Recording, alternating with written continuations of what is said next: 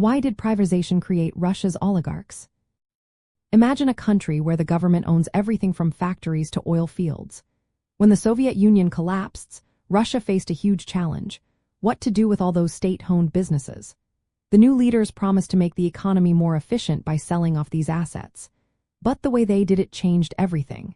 Instead of selling to many small investors, they sold large chunks of major companies at very low prices.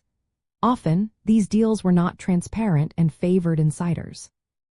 Some of the most valuable industries, like oil and natural gas, were sold cheaply to a few well-connected people. These insiders were often former government officials, managers, or even linked to organized crime. They used their new wealth to buy media outlets, influence politics, and protect their interests. One key scheme was called loans for shares. The government needed money fast and used company shares as collateral for loans. When the government defaulted, the banks, controlled by the same people, kept the shares. This allowed a small group to take control of entire industries. As a result, a handful of individuals became extremely wealthy and powerful. They controlled Russia's natural resources, media, and big businesses.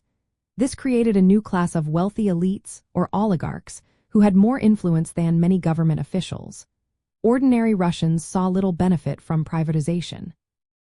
Instead, the economy suffered from corruption, inflation, and growing inequality. From a communist point of view, this was predictable. Privatization ignored the needs of workers and the wider population.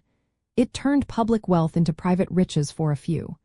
The legacy of this period is a society where wealth is concentrated in the hands of a small elite, and the promise of shared prosperity remains unfulfilled. This shift from public to private control reshaped Russia's power structure and left a lasting mark on its society.